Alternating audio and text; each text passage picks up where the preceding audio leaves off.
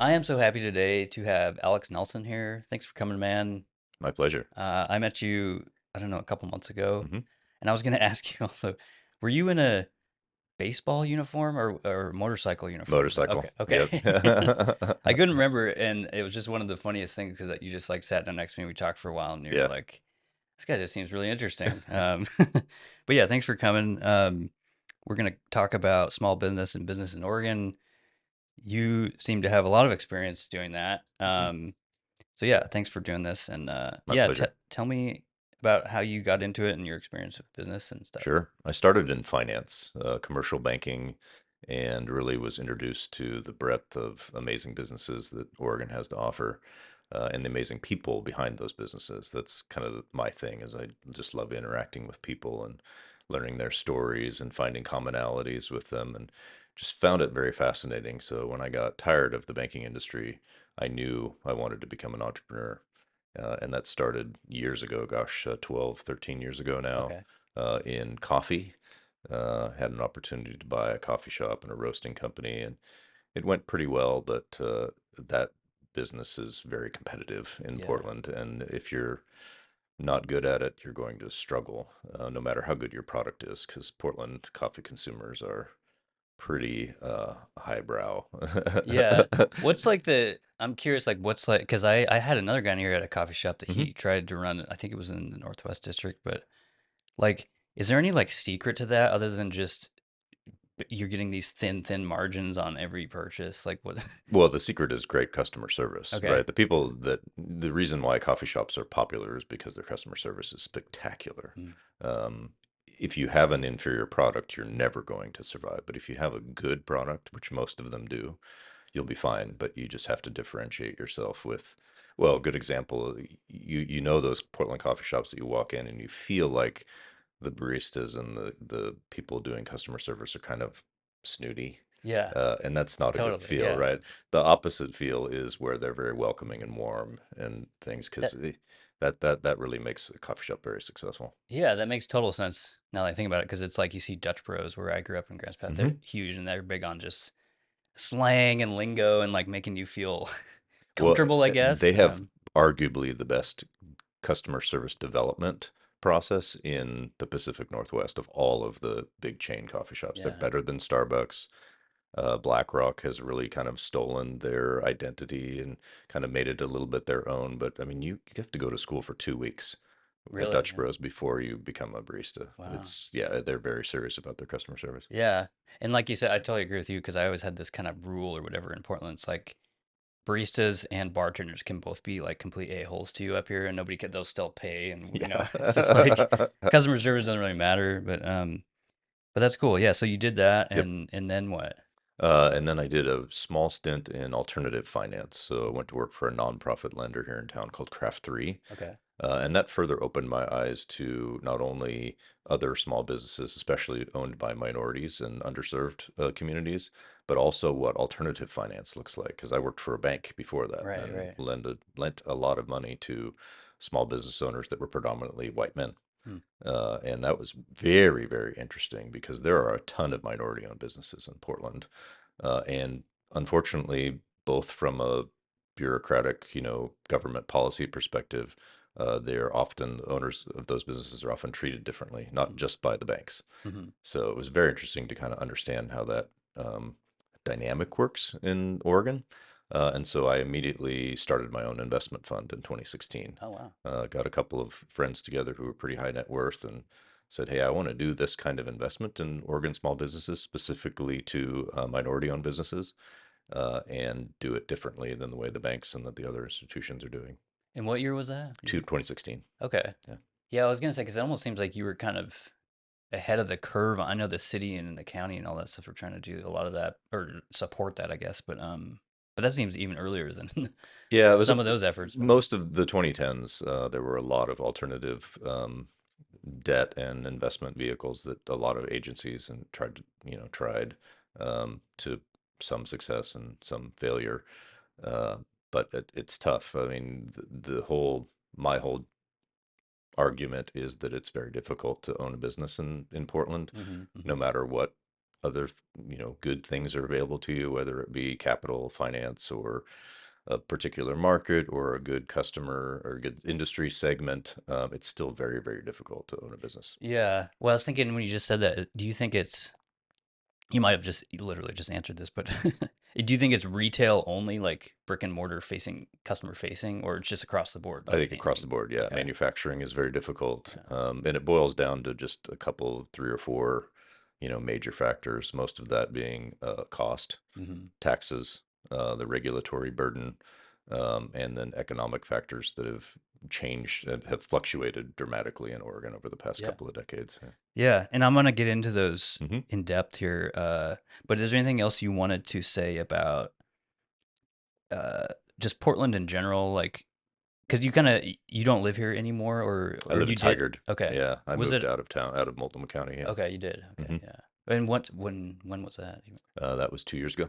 Oh, Yeah. wow. That's pretty recent. Yeah. Yeah, in 2021, I bought a couple of manufacturing companies, and they're both located in Washington County. So that's why we decided to move a little further south. Okay. Yeah, like is there anything you want to say about because part of what I did or what I'm trying to do with the show is like and this is a long play, but like like revive some of that specialness to Portland if it's even possible. I don't know if it is, but like were you there was a time when you felt like this can all just work and this is a great city and everyone Absolutely. can win and Yeah, when I was in commercial banking, I worked primarily in downtown Portland, and I loved it. I loved going downtown and fighting traffic yeah. every day and getting to my parking garage. I loved leaving at 11:45 every day and walking around downtown and finding a new place to eat or just Yeah. enjoying the downtown, an environment. It was great. Homelessness was almost non-existent. And even if you did see homeless people on the street, they weren't fentanyl zombies. Right, right. They were often just struggling, and Mhm. you give them a couple of bucks and they were happy. And it just seems like that will never ever come back to downtown Portland again, and that's a tragedy because I loved working downtown. Yeah. Um And I was going to frame this, yeah, with the shout out to Willamette Wake for doing the story a couple months ago. But Portland from 2023 to 2024 was one of the top 50 metro areas to lose jobs. Hmm. And a lot of counties around us are kind of gaining. And I think I'm part of that because I now work in Clark County up in Washington. Oh, excellent. Yeah. But but yeah, I was curious if you had any quick thoughts about. I know I'm kind of throwing this question at you, but it probably has to do with a lot of the topics we're going to talk about. But what it would take to revive downtown. I mean, I know that's like a huge lift, It is. but Yeah, that's a big one. Because um, it's deteriorated so rapidly under some pretty difficult conditions. yeah. The homelessness not being the only one, but just being downtown and being and fighting that traffic and not having any improvements in any of the infrastructure around the core of downtown. It seems like there was an opportunity for a lot of companies to get out, Mhm. and maybe that started, like you said, did a little bit of a long game. Maybe their thoughts of leaving downtown started before the pandemic, and Mhm. there were other factors involved. But it seemed like post-pandemic, all of a sudden, just everybody left Yeah. downtown. Yeah, and I ask almost every single guest about this, but I was just thinking, what's your thought on, I guess, as a business owner and just a kind of advisor in general, like on remote work and Mhm. working from home and that kind of thing? Like, Yeah, we've proven as a culture that we can be pretty darn efficient by having a majority of workers at home. I think it takes a different type of management. hmm, And I think a lot of managers who are older than me don't fundamentally understand what it takes to assess and motivate people who prefer to work from home. But it, hmm, it hmm. absolutely can be done. I think we've proven it for the last, 3+ years. Yeah. When yeah, and everyone seems to now be at least on this hybrid model of 3 days in the office, Hmm. 2 days from home. But But that hurts downtown, right? That's it that does, like yeah. you people are used to go downtown 5 days a week, Hmm. sometimes 6 days a week, Hmm. depending on, where they worked. The office professional job, you're there 7 to 4 or 7 to 5 every single day, Yeah. and that doesn't exist Yeah, anymore. it's one thing I try to, I mean, I know it's kind of obvious to a lot of people, but just point that out because there's so many young people up here that I know that are like, they want 100% remote work. They don't want Yeah. to do any in office. And I get it for some roles like that makes sense. But that's my first point is like, look, you're not supporting any of the surrounding stuff that, I guess if you have business around your house, you could do that. But that's what I see as a problem with downtown is, so many companies allow that now, and even the city and the county aren't really enforcing their own hybrid model, and a lot of people just still stay at home. So, but yeah, what you said is really interesting because I've never heard. Most business owners I know are kind of just anti remote work, and what you said seems to make a lot of sense. Of like, it really takes a sort of a specific, like, keen strategy to coach those people and motivate those people. Yeah, your management style really, really makes a huge difference with remote workers because they need to be accountable to their work. And if you don't have accountability or you're not used to enforcing accountability, Hmm. making sure that work gets done on time and there's regular feedback that's given to employees, if you're not good at that, then it's going to be more difficult for you to manage remote workers or Absolutely. hybrid workers. Yeah, because that's really seems like one of the keys to it. Hmm. And even from my own perspective, it's like that's the challenge is Yeah. like because if I'm and I'll say like if I have to work from home, I don't really do it much, but I just there's way more distractions for me here than in the office. And a lot of remote workers will tell you the opposite. It's easier for them I've heard to that too. focus at Yeah, home I've when heard they that. Yeah, have their own space and they're right, right. just in their element and they don't have to put on pants if they don't want to. Like Yeah, there's definitely benefits to working from home if you are internally motivated or you right. have a good manager that helps keep you on task. Yeah, cool. Yeah, I was just curious about that. Hmm. Yeah, so let's get into this stuff. All the challenges in Oregon and a lot of the Northwest. So yeah, let's start with the tax burden Sure. for this is just any business owner Yes. or yeah. Yeah, I think that it really boils down to part of the cost of running a business. Employees pay up to 10% personal income tax to the state, which decreases their ability to buy normal goods and services, right? So Mhm. they have to be paid more in order to buy more. Yeah. That's probably the biggest one. Some states have personal income taxes that are reasonable. I don't think 10% is reasonable.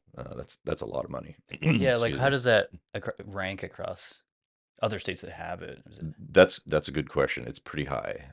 California is higher. It's the only state in the west of the Mississippi that's higher than Oregon that actually has a personal income tax. Washington State doesn't have a personal right, income right. tax, and that's the reason why you see a lot of people living across the or trying to work, across the river because they have Right. to pay it. But Yeah, and I'm sure I've known people my whole time up here that do the, they live up there, shop in Oregon, yep. you kind of get all the tax advantages and yeah. Yeah, and a lot of times if you work for an Oregon company, you can't get out of the tax. You still have to pay it if you're employed in Oregon and you Mm. live in Washington. So it's difficult that just giving away 10% of your income for relatively little or few services, very, very difficult. Yeah, It's just a cost and it increases everybody's costs. right. And yeah, my understanding of the kicker is probably I don't know, you probably know more about it than me, but it's like I feel like once in a while Oregon will be like, "Hey, we have this surplus of your taxes. We're going to give it back," which Hmm. happened I think last year or this year. But that's pretty rare. It It's seems like very rare, yeah. I've only seen it maybe twice in Mhm. my And it's like 20 always in an years. election year too. Really Right. weird, huh? Yeah. Yeah, Right. That is a funny connection. yeah.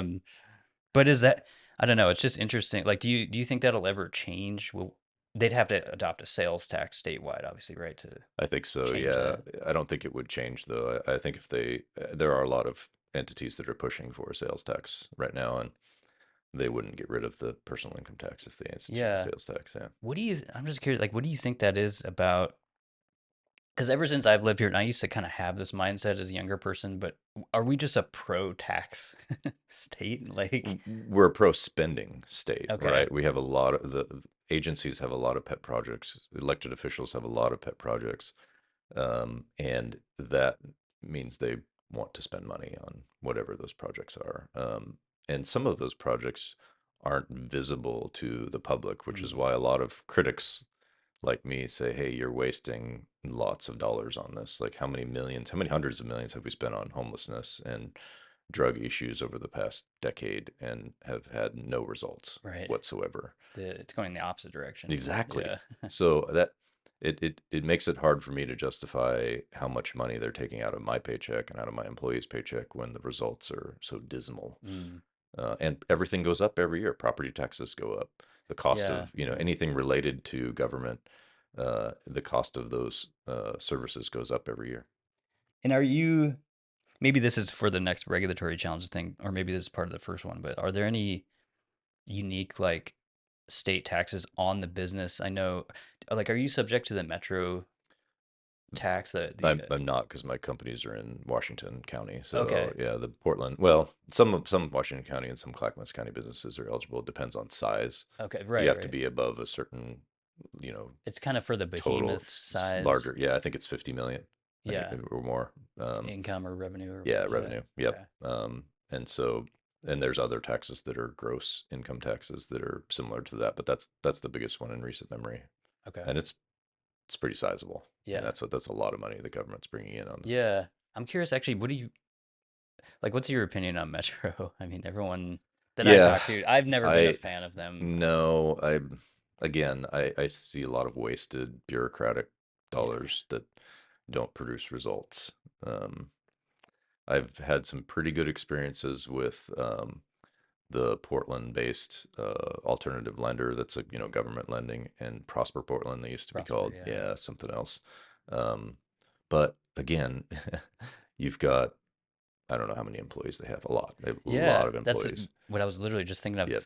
And that It's got to be hundreds, yeah, yeah, at hundreds of least, employees. yeah. So millions and millions of dollars that you're spending on staff Hmm. with not as great of output and progress as you think. You think if Prosper Portland was really efficient and really doing great things for Portland small business, then they would have their impact would be felt across all of the Multnomah County businesses, not just a select few. Right.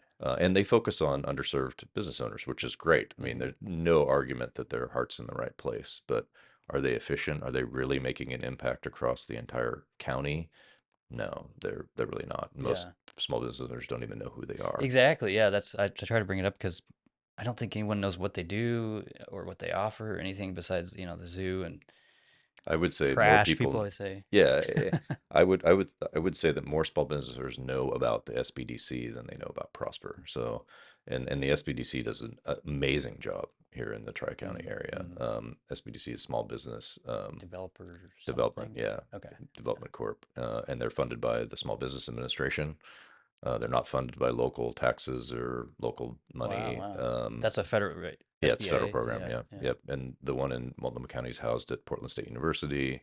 Great, great people running it, and their impact is really well felt among small business owners because it's not just a small financing, or grant making entity. They do a lot of business education, and they're very good at it. Hmm. It's like an incubator almost. Yeah, kind Yeah. of. Okay. Yeah, I mean, they don't incubate in a pure sense, but they certainly help business owners where they're needing education or needing to develop their own skills. Hmm. They fill that gap very well. Interesting. Yeah, I don't think I've heard of that. Hmm. Okay, let's go to the next one here. Sure, Regulatory challenges for business owners. And you said that there were some like story or some examples of absolutely. businesses that, yeah. Regulation is just a cost. It's a line item for a business because you have to jump through the hoops. You have to do all the licenses and the inspections and all of those things, and it varies, greatly by business, but by industry. But it's a cost, and Mhm. it's very burdensome. And I'll boil it down to even some of the smallest things.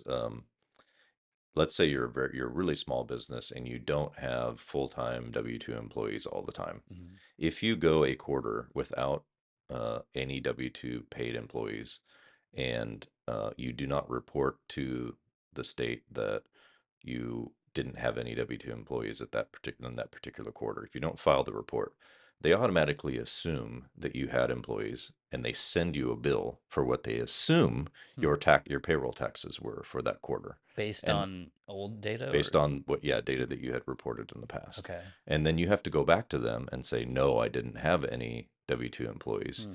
And then pray that they eliminate that tax and Right, the right. penalty too, because if they send you that notice, oh, we assumed this plus your penalty is an extra $200 or $300 or more, um, then you have to go fight it. And it's just That blows is, my mind. yeah, very backwards. I've been thinking a lot more about that stuff because and again, maybe this is obvious to people, but and I pay attention a lot to what the CFPB does. Mm. I've said this on the last episode, Yep. but any sort of regulatory agency like that that starts to go after corporations for they're going after this junk fees quest right Yep. now. And I think there's some validity to that, but I think what a lot of people want to, I have to also apply that to the government, Hmm. which is exactly what it sounds like they're doing in this case of like, we're just taking the money regardless, and you guys are kind of screwed and have to figure it out on that afterwards. Like if that's not the case, you know. Yeah, this is a really good stat that the state of small business that the state Secretary of State actually produces in they call these problem categories. Hmm, 61% of all OSBA cases involved customers seeking information. So that hmm, means hmm, they had 2,624 total customers in the year that made an inquiry. 1,597 of them were looking for more information on what they have to do. They had a decision in front of them, or they had something that they had to hmm. deal with. Policy, Navigation. navigation. Yeah. 453 of those were licensing, 256 of those were tax questions, 79 of those were legal questions, and then there's kind of a nebulous 239 other. And of those, there were this is actually kind of positive news. 341 of those customers were contacting OSBA with startup questions, Hmm, and 103 of them were questions about closing their business. So 3 to 1 hmm, hmm. ish ratio there of people inquiring about starting. Starting versus closing. Yeah, Yeah. who knows if those actually all equated to startups and closures, but um, It's, yeah, some kind of data is yeah, interesting. Yeah. exactly. And kind of what I was asking you before, I'm curious, like, are there any Oregon specific regulatory things like that that are really just interesting or burdensome that, Yeah, I think anything to do with natural resources in Oregon is very, very burdensome. It's very slow. It's yeah. difficult to get permits. If you're working on even some of the smallest things, like if you own a business and you have a tree in the front of your property that you Right. need to cut down because of, whatever, it takes 6 months or more. Hmm. You have to have two separate arborists come and assess the tree, and there's a very long form that they have to fill out to justify, especially in Multnomah County. It's Yeah. it's I've very, heard very about it here. difficult. Yeah. Yeah. So Um, not only are you paying the arborists for their time, and then you have to pay them to take the tree down, and then you have to pay the permit fee, but you're also losing all of that time, right? right. This could be a huge issue if, let's say, you're resurfacing your parking lot or you're needing to change ingress or egress. And this is the thing that really gets me.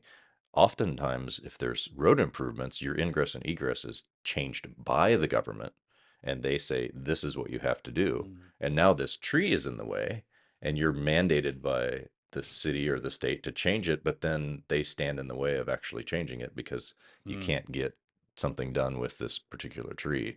I have a client that did that and in my finance world, and it took him 8 months to get the tree Wow. removed. And Jeez. it's like, I mean, come on. And this Yeah. this was a Yeah. threatening tree too, because it was standing here and their building was here, and Mm, it was having all kinds of disease issues. mm. 8 months. That's just crazy. Yeah. The better part of a year to Yeah, get that done. absolutely. That's just crazy. I'm sure there's many, many other examples, and don't get me started on forestry and forest management too, because that's just a giant nightmare. Yeah, I've heard from a couple people on the show about that, and I'm learning way more about it. But yeah, it seems like just a nightmare of how that's managed. And Well, I mean, if you want to go deep into the conspiracy rabbit hole, wildfires in Oregon and all of the western states are beneficial to the largest logging companies mm, because the way that the government has handled forest management practices has pushed people into a situation where if there's a giant forest fire and all those trees need to be removed, then you're actually forcing the logging industry to go in and mm, remove those trees. Whereas before, if they wanted to do it the proper forest management way and get the appropriate licenses and cutting permits and all of those things, there'd be 25 lawsuits right. that would prevent those companies from actually doing that kind of work. So now they're kind of circumventing That is all interesting. of Yeah. that because now the trees are being burnt. And in most forest fires, this is kind of a weird stat, but 10 to 15% of the trees are completely lost. The Mm, other 85 to 90% are still salvageable. mm, So, like now we're doing an end run around the government because they wouldn't give you the proper permits or cutting Yeah, and yeah. all those things, or there'd be environmental groups that would sue in order to prevent that work. Now there's a giant forest fire, so they go in and do the work anyways, right? Yeah, I never heard that. That's really interesting. No, I have some friends in the logging industry who are Because yeah, I really mean, deep into that right now. yeah, it makes sense. Because like you're saying, not only the lawsuits, but the time involved. I'm sure they'd just be like, "Hey, this is really pressing. You guys Yep. can get in here and clean this up and Yep, take some of exactly. these trees out." So if you're a large logging company, why would you fight, or make a big deal about infrastructure changes or PG&E has to do to upgrade their infrastructure to prevent forest fires when the breadth and the depth of forest fires now actually helps your business model? Yeah, yeah.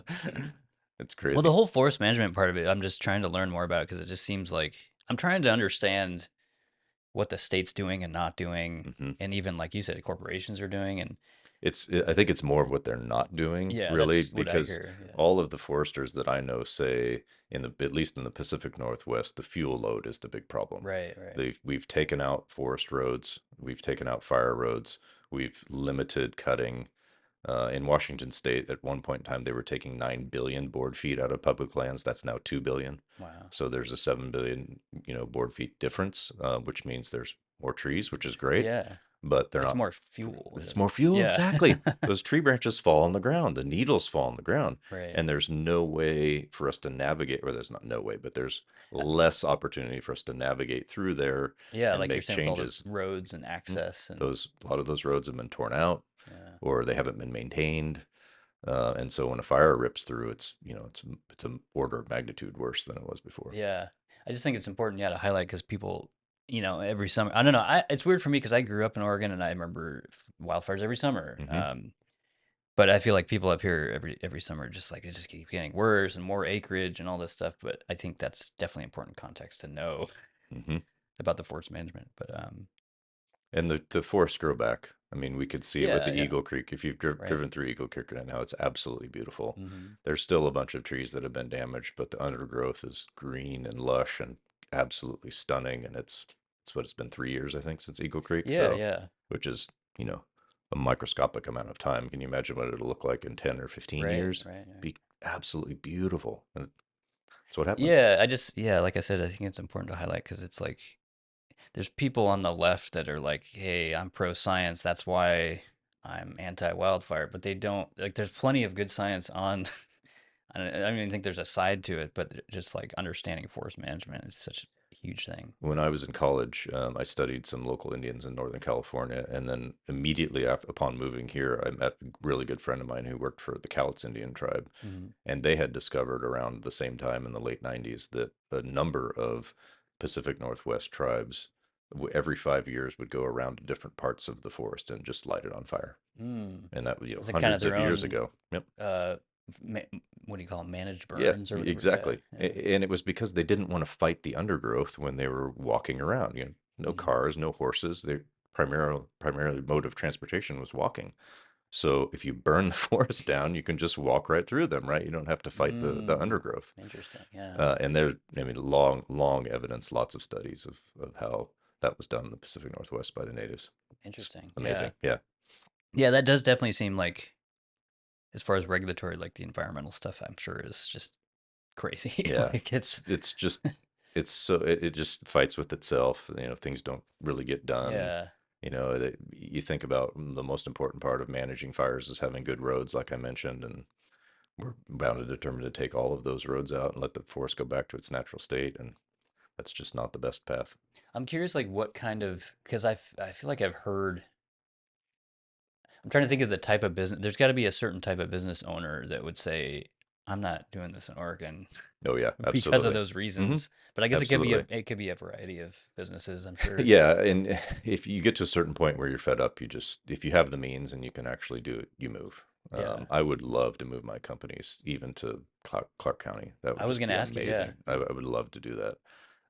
it's just It a would, high cost of doing that. yeah, and the hard part would be retaining my workers. Right, Most right, of them right. live in the metro Portland area. For them to commute to Clark County, It's kind every of a day would be very, very deal difficult. So. breaker for some of them. Yeah. Yeah, although I had some friends that have just up and moved. I had a good friend who just moved to Nashville, Hmm. all of his employees, all but one of his employees went with him, and I think he had 7 or 8. Wow. But now he's got 10 employees in Nashville. The cost is less than he was Probably, paying before. yeah, saving a lot of money. Yeah. Great workers, equal to or better as far as just work ethic and quality of work. And he loves it. But that's a big move. I mean, if you have family and you have roots here in the Pacific Yeah, Northwest and yeah. you move purely for economic reasons, that's pretty bold, and a lot of Mhm. people can't do that. Yeah, it definitely is. Okay, let's go to this other. So high operating costs and cost of living. Yep. Cost of living's the big one. Rent here is, as the New York mayoral candidate said, the rent is too damn high, right? Right, right. All of those costs, whether it be gas, gas taxes are some of the highest in the nation. Mhm, All those costs, rent, gas, food, you name it, drive up the employee's wage that they need in order to survive. mhm, And that means that everybody that is a small business owner has to pay higher wages for the mhm, same mhm, amount of work. The Tennessee example is great. I have my buddy pays less than $15 an hour for all of his workers. He was paying over $20 to $25 an hour for the same workers here in Portland, and that's a massive increase in cost if you stay here. yeah, yeah. Huge. It was one of the things I was going to ask you about because I'm sure you've seen some of the stuff in California for their $20 Yep, fast food thing, which that's is just nuts. closing a lot of like Yep. long established businesses and Yeah, I think there's 15 different food chains in the United States that have announced at least 50 restaurant or 100 restaurant closures. Red Lobster was one of the big ones that made news just yeah. recently, but there's lots and lots of others that we just can't do it. Our business model can't can't Yeah, can't survive. I saw a cost breakdown. I forget the famous chef's name. There's that chef guy, Andrew Gruel, I Oh think yeah. was his name. Hmm. But he did a thing like you were saying, if you just from I think it was 15 to 20 break down that cost for the ownership and just management and all that stuff. It's just you can see how unfeasible it Yeah. becomes. I'm in manufacturing, so my people are skilled and they generally command a higher wage than what we would see in a restaurant or another Mhm. kind of a setting. Almost everybody that I employ makes over $22 an hour, but they still complain that it's really difficult. Mhm. And some of them even have a couple of side jobs where they work, Friday, Saturday somewhere else. We work 4 days a week, so they have opportunity to work extra time at a different job on Fridays and Saturdays, and I encourage them, hey, do whatever you have to do, but there's certain times where I can't afford to give you another 4 or 5 or 6% raise this year because it's just not in the cards. Mhm. And that's tough because 22, $23 an hour used to be pretty solid Yeah, wage, yeah. and it's tougher. It's much tougher now. Yeah. What I'm saying, we haven't even like mentioned inflation Oh yet, but yeah. that's just for, countrywide. Yeah. But yeah, I was thinking like you mentioned, the income tax, I'm sure is just that's always present too Yep. with all that stuff. And And then inflation on top of that. It's like, there just aren't enough there aren't enough ways for employees to avoid some of those taxes. If you're a small business owner, you can always manipulate your adjusted gross incomes or have another business that loses a bunch of money and mhm, mhm. reduces your taxes. But most average workers don't have those. They don't have the deductions. Almost all of them are taking standard deductions Right, right, with children. The families that benefit the most are the ones that have 4 or 5 kids, right. because then that tax is basically eliminated with their child tax credit. But there's a lot of families that don't have a lot of kids, and they bear the full brunt of that tax burden. Yeah, no, that's a great point because, my generation and younger, they're not having a lot of No, kids. Um, and is that, I'm trying to remember, is that a federal or a state tax? both. Okay, Yeah, yep, the child exemption. yeah. Yeah. Child tax credits. Child Yeah, tax they're credit, they're sorry. they're Yeah. treated differently, both state and federal level. But Okay. yeah, I mean it's. I think if there was a reform to the tax code, especially in Oregon for the personal income tax, it would be better ways of finding good deductions for those that really need it. Hmm. Like, we don't need people making under $25 an hour paying, a personal income tax to the state. It just doesn't make any sense. Yeah. It just, like we originally said, it just drives up the cost of small businesses and makes all the products that we buy in the state more expensive.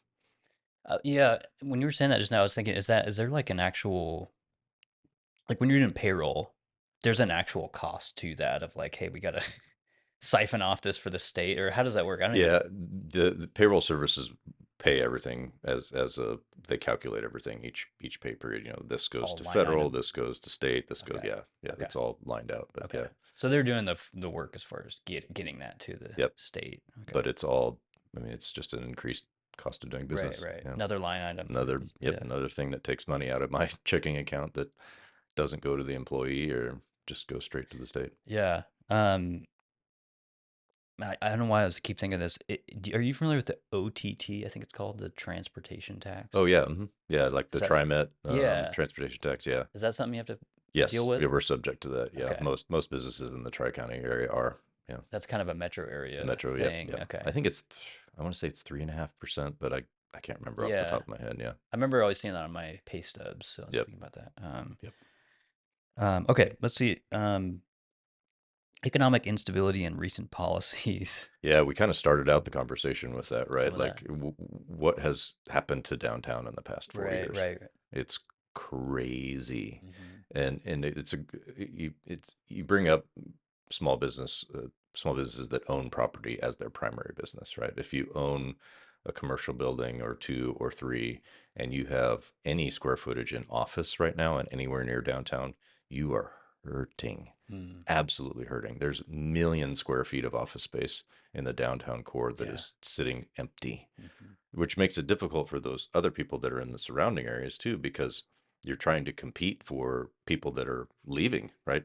If you're going to stay in that downtown core, you can basically go anywhere you want and write your lease Mm, for a fraction of what it used to cost. So it hurts everybody, and that's really tough because I have friends that have, hundreds of thousands of square feet in the downtown area, and they're looking at 50, 60%, vacancies right now. You, yeah, you yeah. can't you can't own a building and pay the unbelievably high property taxes and all the other costs if you're 60% vacant. Yeah. I know I had Lisa Schroeder from Mothers on here. I still love Mothers. It's one of my favorite places. But I know she's been struggling and losing money. Hmm. You know, which I, Well, and she just made a big move a couple of years, like, was that yeah, right before right, the right, pandemic? She made yeah, that big move over to the hotel. I mean, I remember going in there and the place was just packed all the yeah, time. yeah, exactly, Both yeah, locations, yeah, the old one and the new one, yeah. and unbelievably good customer service, great food. But Hmm. yeah, I'm sure her business is down at least 50% since the pandemic. Yeah, it's just I feel like, and I don't know, maybe it's just because I talked to her, but I feel like that's an example of probably what a lot of business owners down there are experiencing of just this uphill battle of, Hmm. I'm losing money every month, I'm trying to salvage this, and I there's think the just not. number is 1,000 restaurants that closed between 2020 and 2022. That sounds right. I mean, yeah, That's statewide, of course, not just yeah, Portland, but that really hurts. I mean, hmm, you could make the argument that we might have been a little bit oversaturated in the restaurant, hmm, industry statewide, but still, like, we shouldn't have lost 1,000 restaurants. hmm, That's a boatload. I mean, we know how many places in the metro area we've seen that have closed that just are heartbreaking, yeah, but yeah, that's a lot. yeah. It's something I think about a lot because I know, but even before the past whatever 5 6 years, restaurant margins were just razor thin already. So Hmm. it's like there's just no way they can have any actual profit. It seems like. And then employee costs always go up too. Like, Yeah, yeah, there's nothing that goes down in costs when you're running a restaurant. Food costs go up, labor costs go up, rent goes up, hmm, everything goes up. And if your prices can't reflect it, hers restaurant's a great example. It's on the higher end of yeah, good breakfast and lunch places, and the costs are, commensurate with that. But if there's no foot traffic downtown, if yeah, you lose exactly. your base, like, man, that's really, really tough. Yeah, yeah. It's just yeah. I think it's important because people I think have this idea that like they'll be fine. Like we have summers which are use a lot of activity, but it's just like the environment is so pressurized Mhm. against business owners. Um, yeah. Was there any like state policy? I was going to ask you about, and it's okay if you don't know anything about it, but like Kotek's housing plan. Mm. Do you have any thoughts on that or? Yeah, I I'm not a big fan of one issue solutions to problems, especially homelessness, because I don't think it works. Yeah. Like, housing is obviously a huge problem, Hmm. right? But Kevin Dahlgren does amazing work downtown, and he'll tell you, every time that he talks about it, that it's not just housing; Yeah. it's all of the other services that are required to get people off the streets, to address drug and mental health issues, and I mean, I've seen multiple interviews of people where they're sitting on the curb and he's talking to them, having a very genuine conversation. They're like, I don't want to be trapped in four walls. That's like the worst thing I could possibly Yeah, imagine. yeah, Why would I want that? Like, I want the freedom of being, on the streets or being going wherever I want to go. I don't want to be trapped in a cell. yeah. And And it's who knows what the genesis of that issue is, or that right, particular right. attitude? It could be mental health. It could be a number of things. But great, let's tackle homelessness. But are you going to shut down the harm reduction centers? Are you going to stop giving away free needles and free pipes? Are you going to actually address the mental health issue? So, and those questions in those press conferences, just like Right. They do. they don't Yeah, answer they're them. not part of it. Yeah. No, that's a huge problem. Yeah, it is a I mean, I completely agree with you. And it's funny because there's still people that we used to call, I mean, I still call it service resistant Mhm. homeless people. Yep. But there's definitely a population of people up here who's burned into their brain that that's not a real thing. Mhm. And even just living in my neighborhood, I can tell you it most definitely is. Yeah. There's people that I don't want to say it's a choice to live on the street, but they are choosing to not go into shelter, and Yep. that's the main problem. Yeah, the trailers and RVs that we see park on the side of the road now has just exploded. Yeah, I mean, it's impossible not to notice it. And that's a choice. Like, I want to live in this RV parked on the side of the road rather than in an apartment somewhere. yeah, Whether it's cost or whatever the case may be, like that's a massive, massive problem. yeah. And I've heard that also up in Seattle. Obviously, I'm sure in San Francisco, but Hmm. Jonathan Cho up there, he's talked to people who live in RVs and said, "Hey, this is my home. Like, what are you talking Yeah, about?" Like, I'm not homeless. right. And so there's that. There's definitely a population of people that have that mindset. But I would love to see the state make a concerted effort to create RV parks yeah, where people can go and, some kind of pay space. Yeah. pennies on the dollar, highly subsidized water and electricity just for the sanitation issue. I mean, if, Yeah, if we yeah, could yeah. move 500 of these RVs out of the streets and the core areas where they seem to congregate, and to an area that's maybe a little bit further out of town, but where they can get Hmm. um, you know, uh, cheap power and clean water and just all of those things, like that would be Yeah, unbelievable. it's funny because we were talking about all the environmental stuff, but that's something I point out a lot of. Like these Hmm. things are just spilling like Raw vehicle sewage. fluids and Yeah. sewage and all this Yeah. stuff, and it's just the whole environmental component is something that homeless advocates never like to bring up for obvious reasons. But it's like that's a huge problem, and if Oregon has the environment on their mind, that's a problem Yeah. for What's the housing number that somebody just recently reported was like $180,000 per person that was going into this housing right, program, right? Like, right.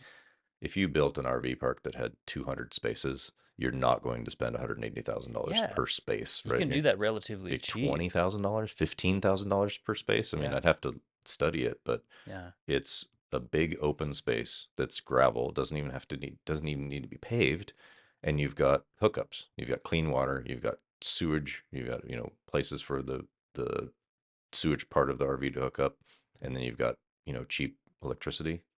Man, that yeah. seems like a winner to It me. does, yeah, seem like a great idea. I wish either the state or even honestly the federal government like I just see what FEMA does in disasters, and I'm like, why can't the state or somebody do that here for Hmm. the homeless emergency or whatever you want to call it? Yep. Because yeah, some kind of rapid, low cost thing like you're talking about to address that, but I'm just waiting for that to happen. Um, I would, if I was in public service, I would propose something like that. That yeah, would be amazing. yeah, And even if it's transitory, great. We hmm, transition people, a certain percentage of those people out of the RVs and into permanent housing. What are the other great transitory ideas that people can come up with? Why isn't there just like this open forum of government taking in great ideas to try and implement them, so you slowly but surely transition at least some of those people off of the streets and into permanent hmm, housing? Like, hmm. why isn't that the biggest focus? That should be Yeah, it. That should, like, that's success, right? hmm, If you're just dumping money and the homeless population on the street grows, that's a waste. But if you have some sort of transitory process, then let's yeah. figure it out. Yeah, no, I think yeah, that's absolutely right because it's like, but I think the reason we don't get there is because there's still this debate about is it addiction, is it not addiction? And it's Oh, like right. once we can agree that that's a real part of this problem, because I think it's so key to that transition of like, obviously you have to get people in treatment and whatever they need in that process. But yeah, I was thinking too, I heard a city council candidate up here. I'm not gonna say who it is, but it wasn't on my show, but they said they attribute a lot of the homelessness directly to 2008. And as somebody who knows the housing market a lot, I'm like, that is complete Yeah, bullshit. it's Like I don't nonsense. like that's like Yeah. Come on. not only is that almost 20 years ago, but it's Yeah, like like the whole country has a housing shortage right now. absolutely. And that, in my opinion, has nothing to do with 2008. That's just a totally disconnected. That was about writing unaccountable loans that weren't correctly underwritten. But Well, and the fact that there's a basically a tried and true measure of how many people in the United States are responsible, can be responsible homeowners yeah, that have stable jobs, right, that right, make right. their mortgage payments and whatnot. That number's around 60%. Hmm. Maybe it's a little bit higher now, 62, 64%. But then 2005, 2006 comes around, and you have geniuses like Barney Frank saying, we want to take a little bit more risk and we want to open up home ownership to a larger group of people. Yeah, In principle, that's a great idea. right. Did it actually work? No, it absolutely failed miserably Yeah, because yeah, that percentage of home ownership in the United States went up to 68, 69, 70% in some regions. And after the crisis went right back down to 62, 63, 64%. that is interesting. I've actually never heard that. Yeah, Yeah, it was studied by all of the big investment banks. They all understood the direction of the government went, and they all fell for it because they knew that they would make money hand over fist, and they mhm, created all of those crazy loan programs, and the mortgage-backed security market just salivated because then they could right, package all that and retail it out, and right. it just was a giant Ponzi scheme, and it failed miserably. Yeah, and that's why, and I'm getting in the weeds here a little bit, but that's why I know that people ring alarm bells when like Fannie Mae just approved the second mortgage thing, and people were like, "What are you guys doing? Yeah, Like, isn't this you're the repeating same the same. mistakes like over again?" I'm all for encouraging homeownership. I Yeah, know that there are a lot of great people out there that are currently renting that should be or yeah, that are able to be homeowners because they're responsible. They have stable jobs. They can make their payments. mhm, They have pride in ownership, and it's something they should really have an opportunity to do. But right now, it's a complete impossibility for a lot of those people in that margin because interest rates are too high.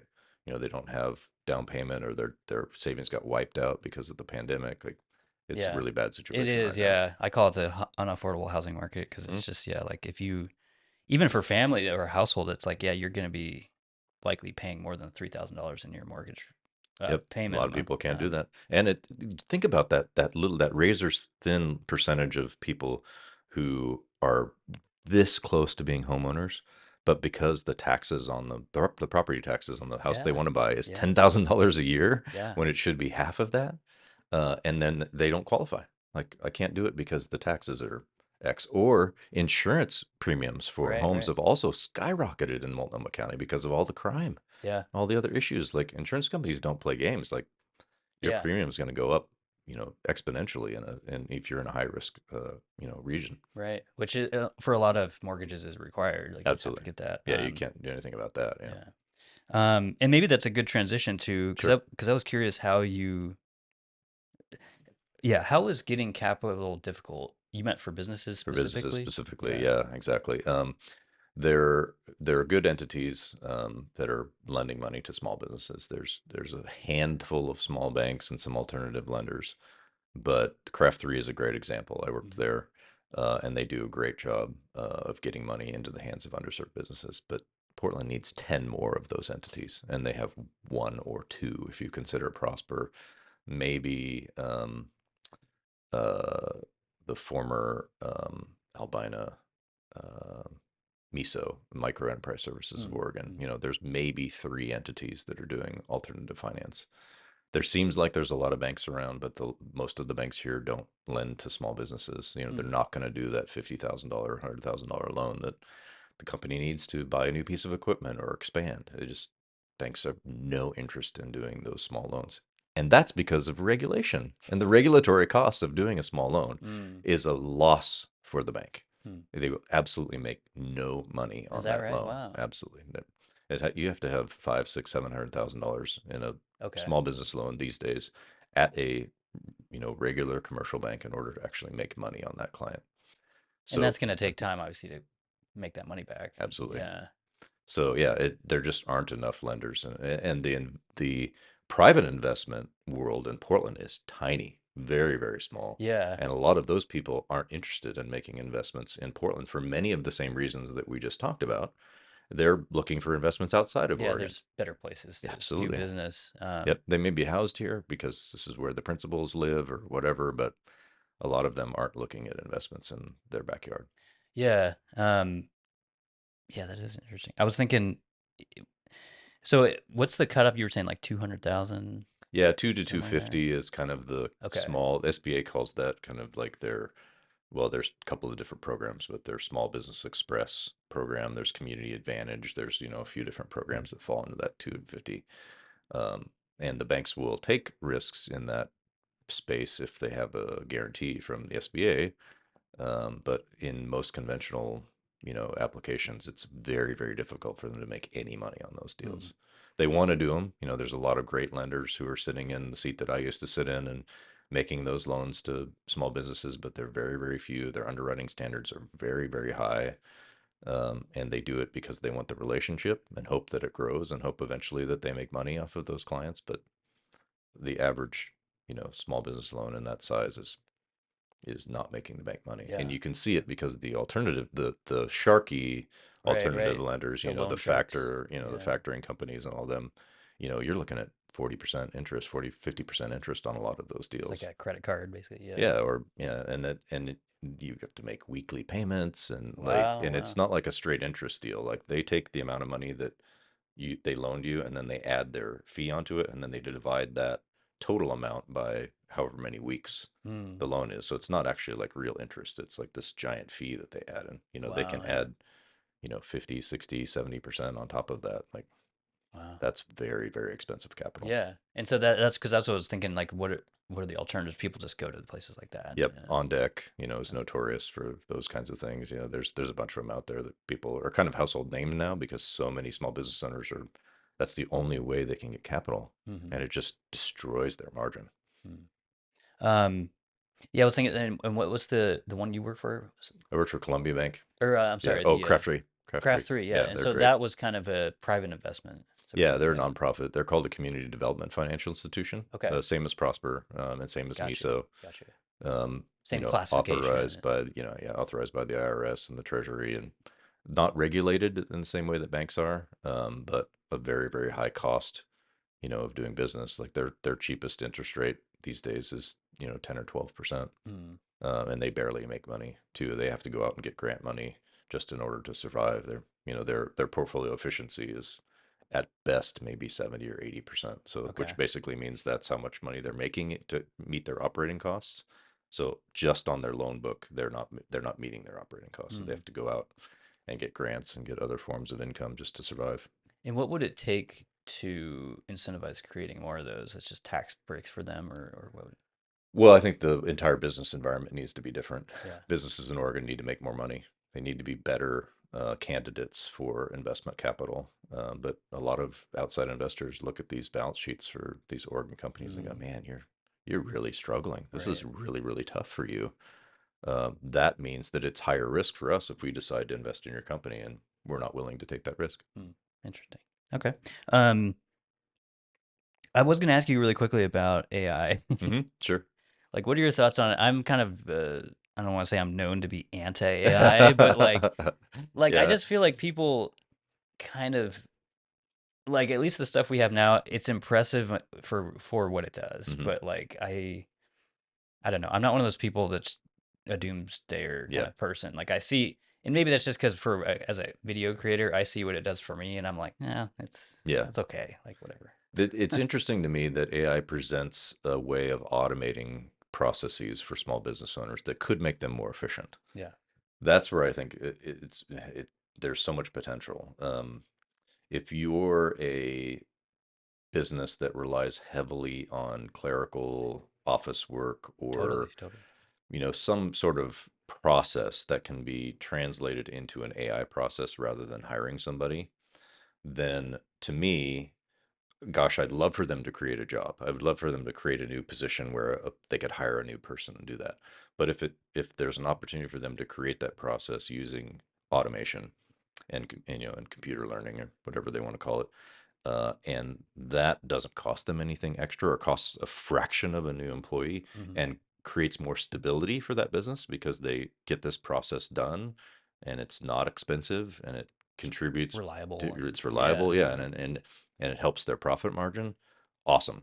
I am 100% for it.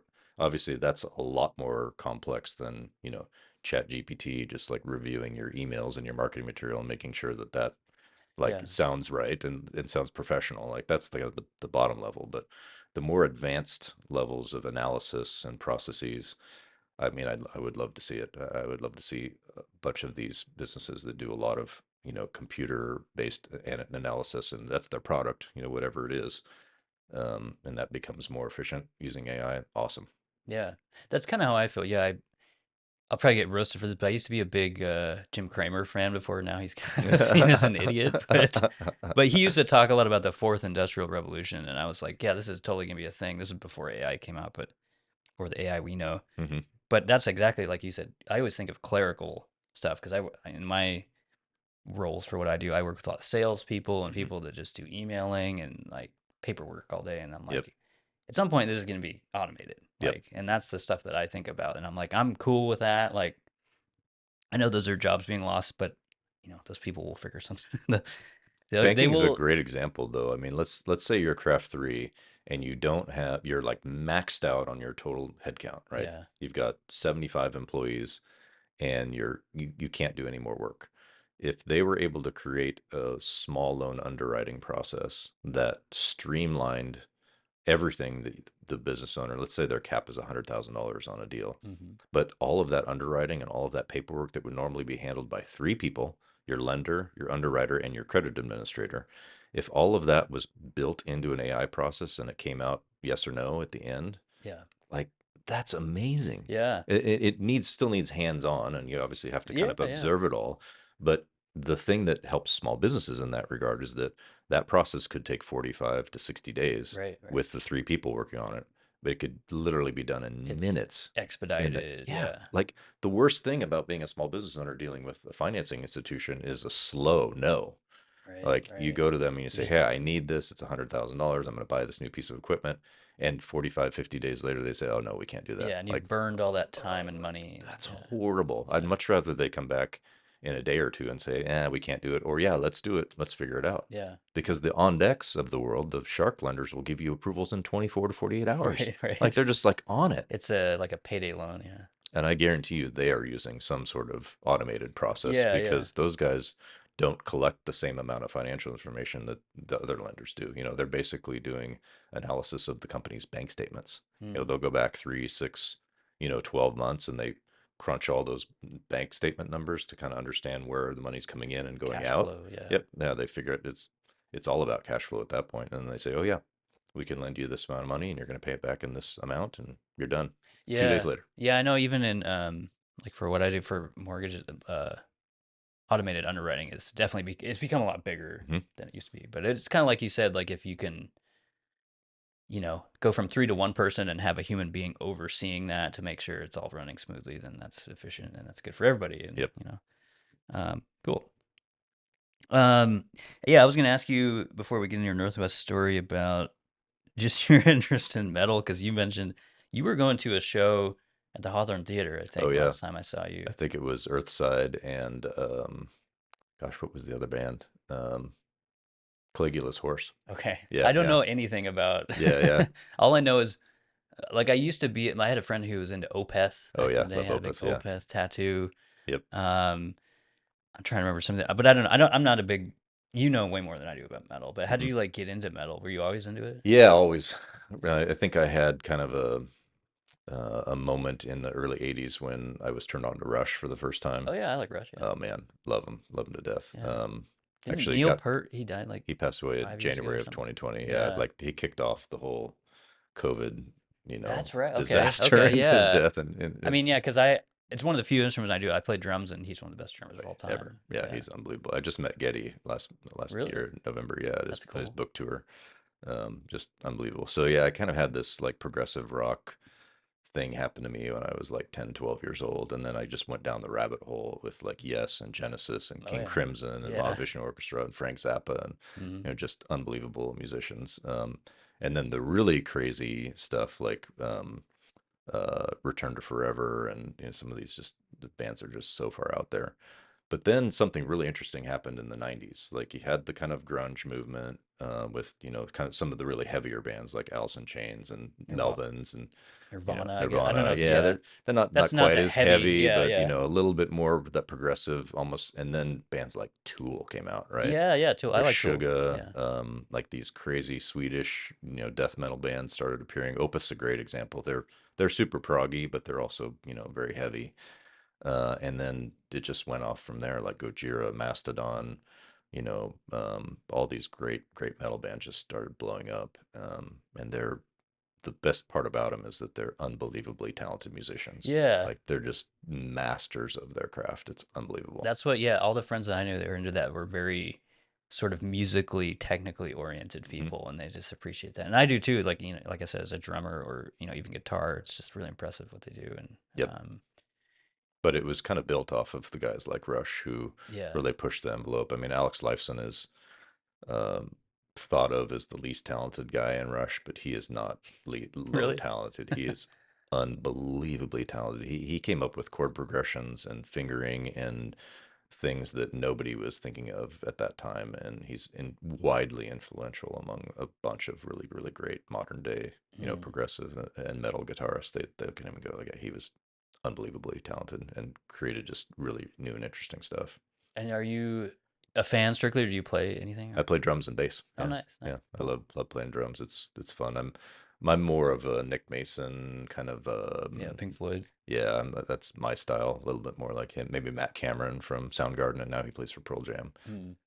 I kind of play more like "Burden in My Hand." If you're familiar with that I don't know Soundgarden that song. song, yeah, I like Soundgarden though. Yeah. yeah. "Burden in My Hand's kind of like that's like the people ask me like, "What do you sound like as a drummer?" Like, I sound like that Okay, song. I'll That's check it. I'll check it out. Yeah. that's me. That's and I love Matt. He's a friend and just a really good guy. Cool. And Wow. yeah, he's got a new band. Thinking is just Portland related called Really? "Is This Real?" Okay. So there was a punk band in the '80s called the Wipers out Okay. of Portland, and they're I awesome. have. I think I've heard of them. Yeah, actually. Yeah, Yeah. and his new band "Is This Real?" is a Wipers cover band. Okay. They opened for Pearl Jam here in Portland just like a month ago. Wow. Yeah, it was yeah awesome. So That is if you cool. like old Portland punk rock, then you got to check them out. Yeah, that's awesome. Yep. Um. All right. Is there? Tell me, yeah, as much as you want to say about your Northwest story. Did you grow up here? Do you Sure. I remember? grew up in Northern California and moved here in '96 to go to Concordia University, Okay.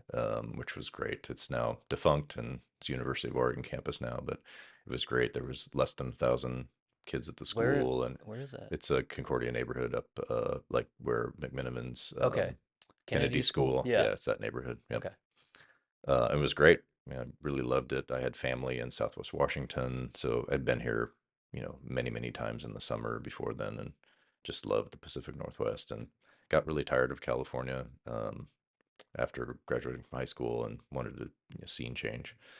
Uh, and I was just blown away with how cool Portland was, like in the late '90s. Yeah, at that point. Holy Yeah, yeah. cow! Like I was just visiting as a kid because my siblings lived up here, and uh I was like, man, this is awesome. Like, Yeah, you go to like 23rd or Belmont mm, or any of these cool little neighborhoods. That's the thing that blew me away was that Portland had so many of these small little neighborhoods that were just packed full of cool things, yeah, whether it be a cool restaurant or some shops or music stores was always my favorite. Like I would love coming downtown to go to Apple Music. Like that was yeah. like the coolest store ever.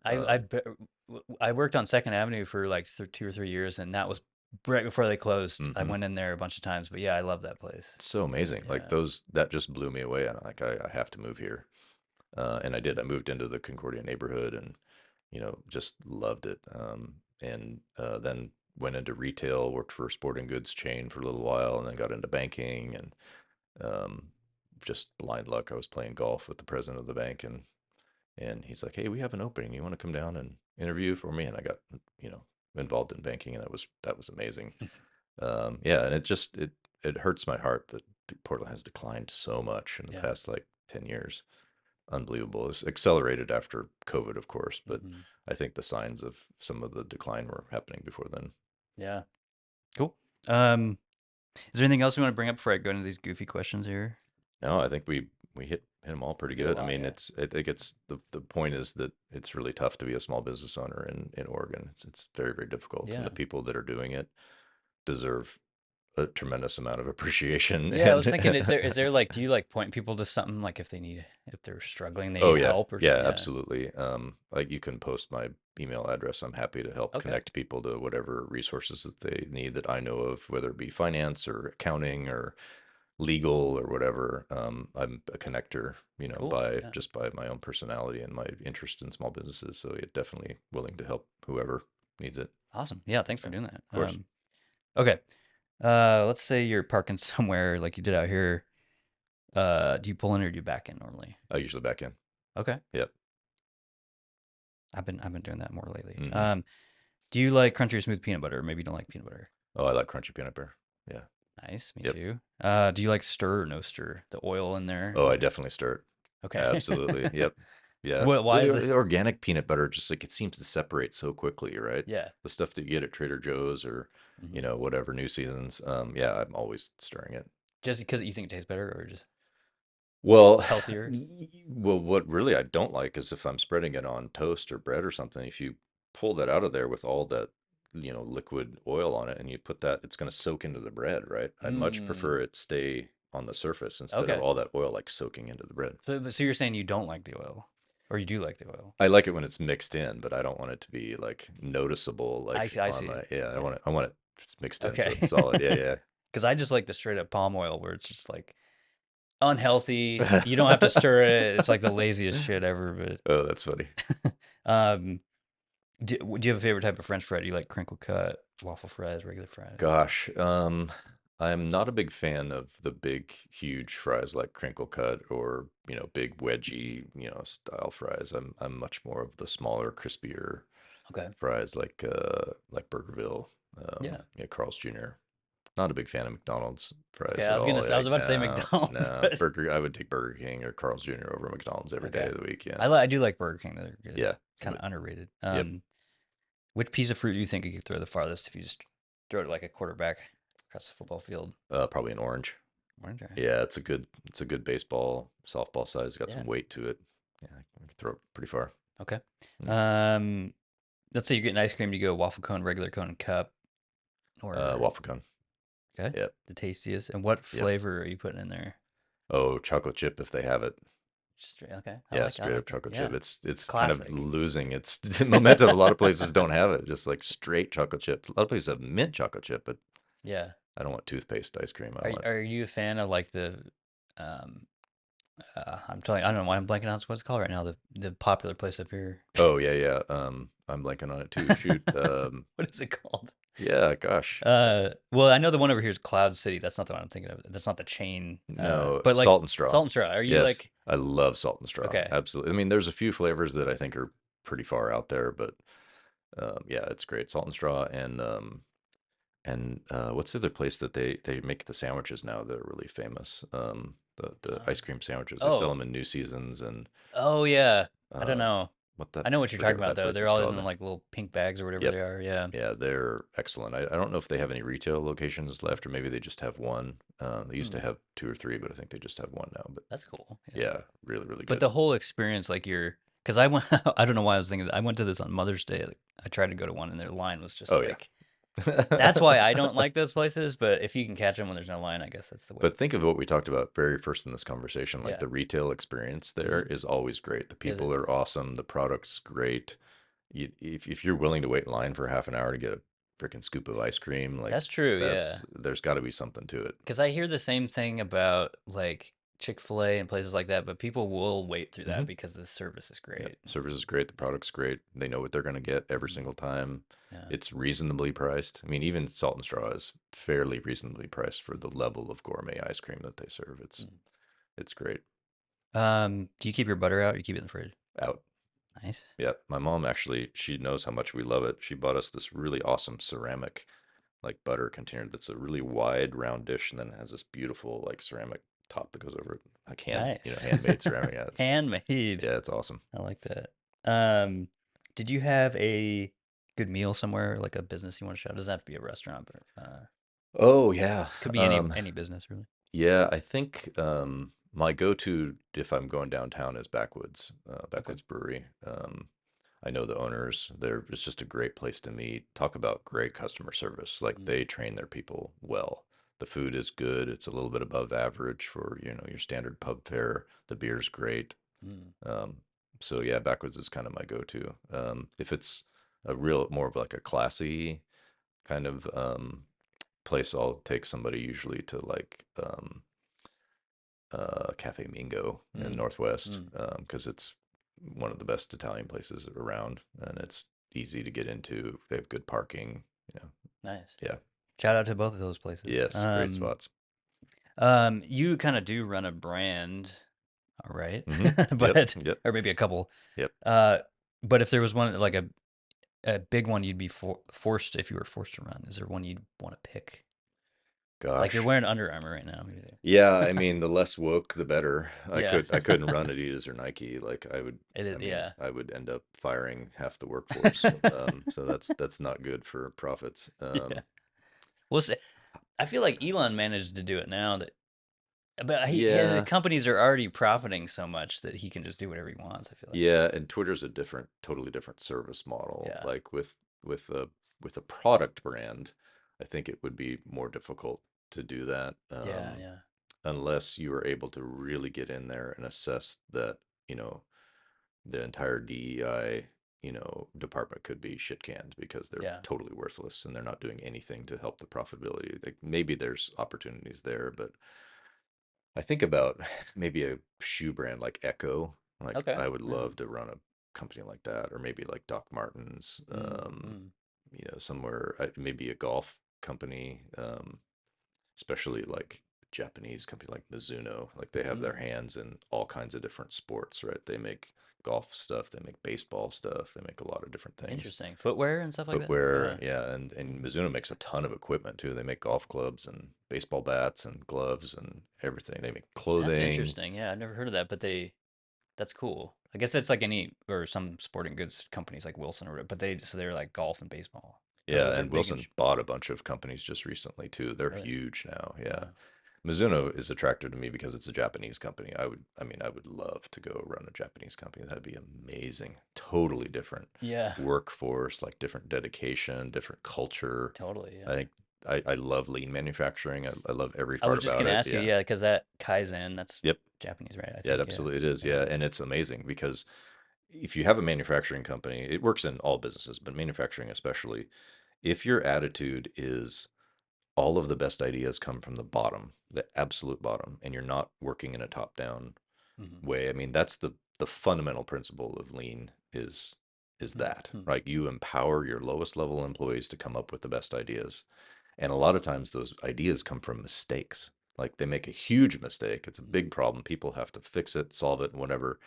But then what do you do with that information? Do you punish them and or do you make everybody feel bad and like run around yelling and screaming? No, you actually celebrate that because you say, okay, we made this mistake. Let's not do it again. What did we do to fix it? And then that person becomes a champion for preventing that mistake from happening again. Mm-hmm. It's unbelievably good management style. Mm-hmm. And a lot of Japanese companies have adopted it. Toyota obviously was the first one. Mm-hmm. But if you own a manufacturing company in the United States and you can instill that kind of culture in your business, you're instantaneously going to become a much, much more profitable company. That is cool. Yeah. Yeah, it's kind of the upside down pyramid, That's right. if you visualize it, I guess. But yeah, it's funny because I mentioned at the beginning of the episode, you're kind of I think I mentioned you're kind of the most well-known business person or the most experienced business person I've Definitely had. not well known, thank God. Yeah, but besides Keith Wilson, who I had on here, he runs a pretty big freight company. Mhm. But he also mentioned that he said, "Hey, at my company, I have the philosophy of if somebody makes a mistake, we don't fire them. We say, hey, let's learn from this and improve our company based on it." Yep, that's the founding principle of lean is celebrate those mistakes, don't make them again, figure out a way to become more efficient and better because of that mistake. Because Hmm, it's true, all the best ideas come from the people that are on the ground level doing that grunt work every single day. hmm. That's awesome. Yeah. Yep. Um, Cool. Yeah. Is there anything else you want to talk about before we wrap it up here? No, I think that's pretty much it. Cool, man. Yeah, I'll put your email and stuff up so that people can find you if they Great. want. But yeah, No, that'd be awesome. cool. Thanks for coming today, man. My pleasure.